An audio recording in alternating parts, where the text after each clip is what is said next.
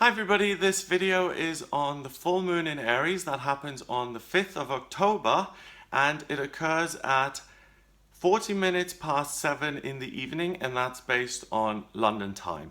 Now, the full moon is always a time of completion, things coming to fruition, because the moon has completed its monthly cycle, it's completely illuminated, it's done with its work, it reaches that point of saturation, and it kind of shines all of its light and energy onto us. In this case, we're being showered with Aries energy. Now, Aries is the first sign of the zodiac. It's a fire sign. It's symbolized as a ram. And Aries is all about pushing forward, listening to your own heart's desires, your own passions, your own feelings, and really going for them and ignoring obstacles that are in your way. So it's really great to get you moving forward despite the fact that circumstances may not be ideal. So this full moon is going to give you a huge boost of energy. It's going to give you a huge sense of, oh my God, I do love this. I really care about it. I've discovered it now. I'm so excited. And it will say, okay, I'm going to move forward. I'm going to get this thing for myself and I'm going to make it happen because I care about it and I'm interested in it and no one's going to stop me. So it's really, really empowering and you're going to be enthusiastic and fired up. Now, the chart in itself is relatively simple, and this full moon is relatively simple, which is great. First of all, we have the sun in Libra. So happy birthday, Libra. And we also have Mercury, the communication planet, in Libra. Now, the sun in Libra at 12 degrees is really positive for all of us because we're in the time of Libra now, and we're in the time of trying to build harmonious relationships between ourselves and other people, keeping things fair, keeping things just, making sure that both sides of the argument or the arguments are heard, and that there's a certain, sense of justice. Libra likes things to be even and fair, and for people to be treated with the same rights as everyone else. Libra is ruled by Venus, the planet of love, beauty, and creativity. So Libra is also very creative. It's really good at anything to do with creativity and beauty. So fashion and jewelry design and floristry and interior and exterior design, cosmetics, manufacturing cosmetics, looking at the colors involved in the right cosmetics, getting the right foundation, for instance, that matches your skin tone. All of those things are ruled by Libra.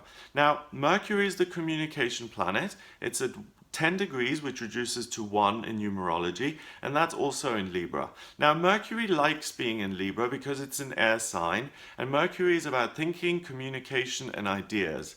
And air is flexible and quick enough so that ideas and information can be communicated well.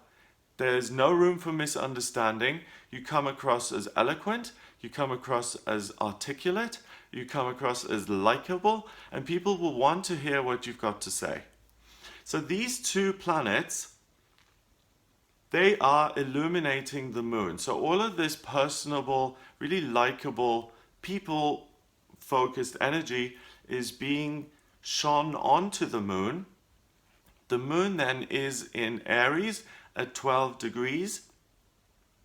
And what it showers us with is this Aries fiery energy. So on the one hand, you're going to be very considerate and very well adjusted when it comes to your relationships with other people. But the energy that you're going to feel via the full moon is to also think about yourself, what your own desires and passions are, and not to always compromise for the sake of other people. It's good to compromise. If we're in a relationship, we have to compromise. We have to consider someone else's feelings. Other people may do things in a way that we would never do them, but we have to accept that. That's part of our differences as part of being a human being and trying to come together. That's why relationships work, because we're all different. We all see things in a different way. And that's why compromise is important and necessary in a relationship. But with Libra, there's a danger to become too compromising and overly compromising and to say, you want to go see the latest horror film at the cinema. I really don't want to, but I want to keep you happy. I don't want conflict, so I'll go with you, even though horror films repel me. And Libra can sometimes be guilty of putting harmony and lack of conflict before their own desires and their own will. So they put themselves last sometimes for the sake of the community, for the sake of other people being happy and happy with them. Librans don't like to disappoint other people, and they don't really enjoy conflict that much. Now the moon in Aries 1 and 2 is 3, and this moon is about your own feelings, and you're going to have a strong desire to communicate that. So you're not in any danger of being kind of a doormat here or saying, yes dear, we will do what you want today. On this day, you will have your own really strong ideas. You will have your own strong passions. You will have things that you want to pursue, and you'll also want to have things that you want to pursue independently. So if you're in a relationship or not, if you're single or not, if you have, loads of people around you or not, it doesn't really matter. You're going to have this desire to express something that comes from within you, and that's something that's all yours. Some couples that I know, they tend to lose their own identity sometimes, and this new identity emerges, which is the identity of the couple. And it's nice for them, but for friends on the outside, it can sometimes feel like a loss, because your friend who was a certain way has now changed because they're in that relationship and they're making compromises for that person, and part of their personality is now suppressed because they're compromised. Yeah, they are compromised through the compromises that they've made. So on this day, this isn't going to happen. You're going to know very, very clearly what you want, what you desire, and what you're going to go after. And you're not going to have any qualms about expressing that and expressing it clearly and loudly. The moon then forms a square with Pluto in Capricorn, and Pluto in Capricorn forms another square with the Sun and Mercury. So that creates something called a T-square. It's a triangle. And it's a triangle of friction and motivation that is really powerful and active, and that gets things done. So because the full moon and the Sun both square Pluto in Capricorn at 16 degrees, 1 and 6 being 7, Pluto is the planet of transformation, change, impermanence, ups and downs, highs and lows, death and rebirth, transformation, the phoenix rising from the ashes, things that were dead coming back to life, and really circumstances changing. At 7 degrees, 1 and 6 being 7, that's the vibration of mind and creativity. So yes, the full moon is going to make you feel very passionate about a certain subject or about a certain person or about a hobby or something that is in your life. You will feel very passionate about that. You will want to communicate it. With this Pluto at the degree it's at in Capricorn is really, really helpful, because when you follow the guidance of this full moon and express what you want to do, Pluto is going to enable you to make changes on a physical level, because it's in Capricorn. Capricorn is an earth sign.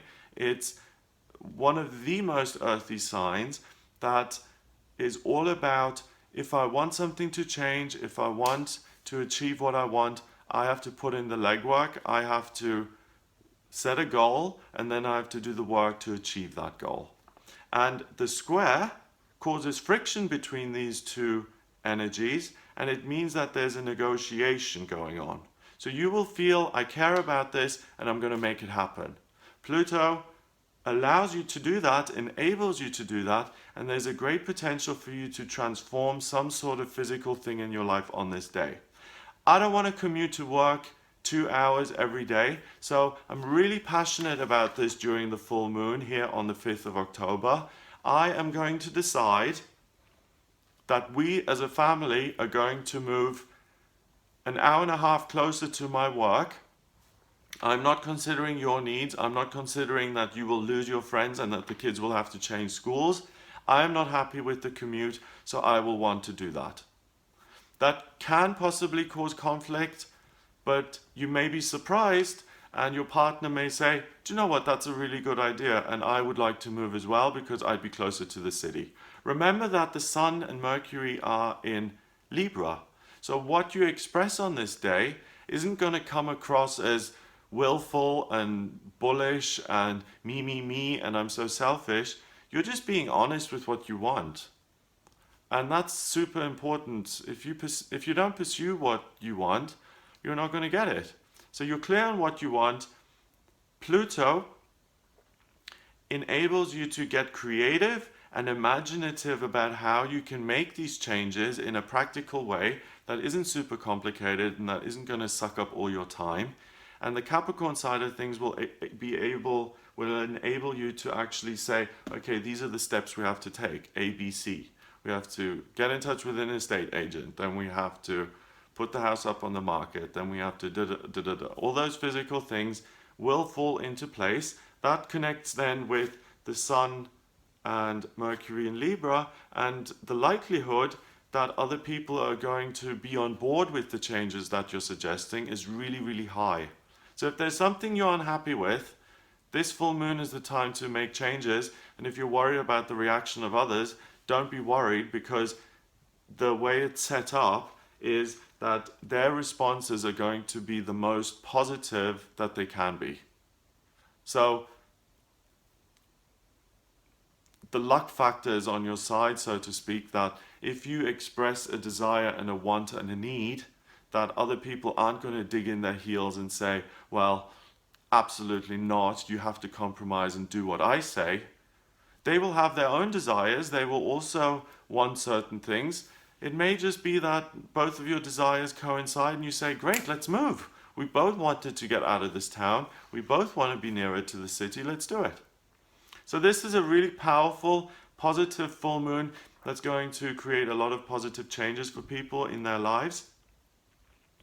The moon forms no other relationships with any of the other planets. So it's not complicated by Saturn, which would make this foggy.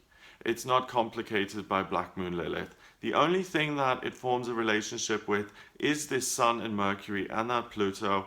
And that really just says, if you take action to make changes in your life, you're going to be much happier. Your life will look more beautiful to you. You'll be much more satisfied with it. And the people around you will be happier as well. It's as simple as that. The strongest mode in the chart is cardinal. Most of the planets are in cardinal signs, which just means that they're in cardinal mode, that they're in modes which are about taking independent action. So don't be afraid of asserting yourself and taking those independent actions. They're going to really serve you and help you. And the strongest element on this day is Earth. So the biggest changes that you can make to your life aren't the way you think, aren't your desires and your feelings, but practical things. I want to move house. I want to get my body in shape. I want to redecorate the living room. All of those kind of things. It sounds really trivial, but you can make small changes like that. I want to buy a new lamp for my living room, or it can be as big as I want to move to Asia and work there. So it's a wonderful time of being energized, being able to make changes in your life without the usual fear and doubt and, ooh, is this going to work out or not? Without any of that cropping up. You're going to feel certain, you can trust it, and you can go for it. The outcome's going to be good. So that's what I get for this full moon. It's pretty straightforward. If you'd like a private reading with me, then please get in touch via my website. It's gregoryscott.com. I use astrology and numerology and tarot in all my readings. And The astrology chart is great because it's really a blueprint of your soul. It shows me what your vocational aptitudes are, what your life purpose is, why you've come back this time, where you are at on your spiritual journey, and what you're trying to achieve in this lifetime to progress spiritually, what your strengths and weaknesses are. By using the tarot and the numerology, we can also have a look at what's coming up in future. We can look at when the best time to move is. We can look at what's coming up in your love life, your career, your finances. And I also use astrocartography. So if moving is something that you've considered, I can use the astrocartography, which is basically, if I look at your birth chart, a chart like that's up here on the screen, that is me positioned on planet Earth looking up at the sky. I can reverse that and position myself in the sky and see what areas of the world the planets were moving over when you were born, and how those different locations are going to impact you. They're going to have an astrological effect on you. So if you're thinking of moving, we can look at the astrocartography and see what countries and what places in your country are going to be the luckiest for you, where you'll experience the most success, and where things are going to go your way most of the time and the way you want. So that's a really invaluable tool. That's absolutely amazing, because I do believe that each place in the world has a certain energy. I moved to Glastonbury because when I came here, I felt something that was like a homecoming, and I said, okay, I'm going to move here, and I live here, and it's perfect for me. My intuition has skyrocketed. I feel at home. I feel good here, and places do have a spirit to them. They do have a spirit associated to them. So if you're interested in any of that, then please order a reading with me on the website gregoryscott.com. Please remember to subscribe to this channel, and I will speak to you daily for the daily tarot reading, weekly for the weekly horoscopes for everybody, monthly for the horoscopes for each sign of the zodiac: Sagittarius, Capricorn, Aquarius, Pisces, and so on. And I also do little vloggy videos, so I keep you up to date with what's going on a day-to-day basis. So if you're interested in that, please subscribe. I hope you have a wonderful time during this full moon, and I'll speak to you soon.